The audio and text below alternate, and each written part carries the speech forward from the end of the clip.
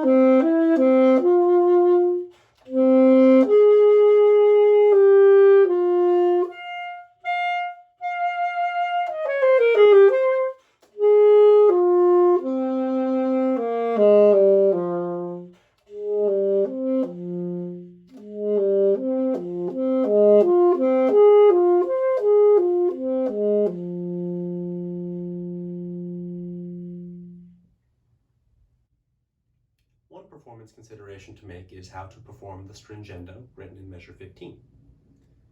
If you look in the Oxford Music Dictionary, it will tell you that stringendo is an Italian term meaning drawing tight or squeezing. Musically, it's a direction to speed up and heighten the intensity or excitement of the music.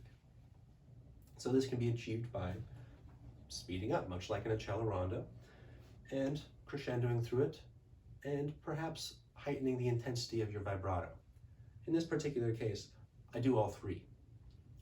First, to speed up, be sure it is a predictable, conductible rate at which you speed up. So to help myself do that accurately and smoothly, I count one subdivision smaller than the smallest written subdivision rhythmically in the measure, or one subdivision smaller than I'm counting for the beat. In this case, they're the same. I count the 16th note here. There's a crescendo written from 15 to 17 accompanying the stringendo. Observe that, and that will help heighten the excitement or intensity. And then finally, I add vigorous vibrato, progressively more vigorous vibrato, to the upper notes of this line in order to increase the intensity. I'll demonstrate that for you.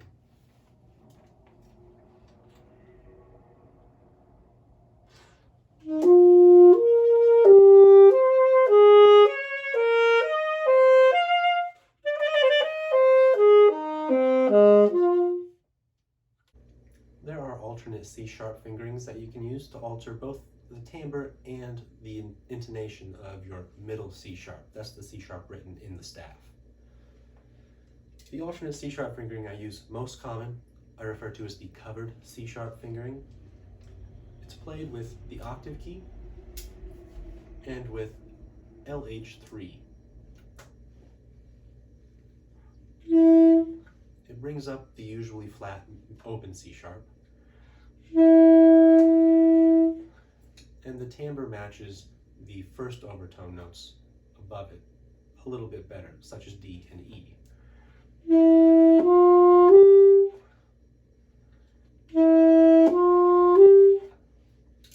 An additional advantage is usually, depending on your saxophone, you can get away with leaving down any one of RH1, RH2, and RH3, or some combination thereof, without it significantly affecting that intonation.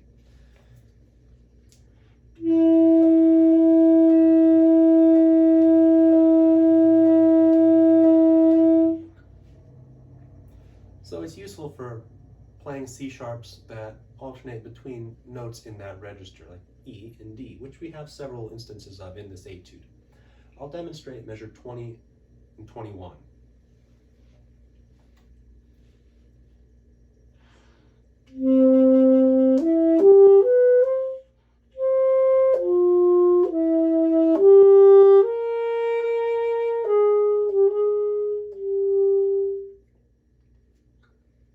That alternate C-sharp makes it a little bit easier to play and improves the tone and intonation.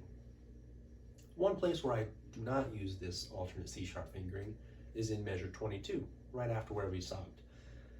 I use open C-sharp plus RSK2. This also raises the intonation of the typically flat C-sharp, but it's in the register of the fundamentals. So if you look in measure 22, A, C-sharp, A, if we stay in all fundamental range, the timbre will match a little bit better, but using that alternate fingering still lets us play in tune better.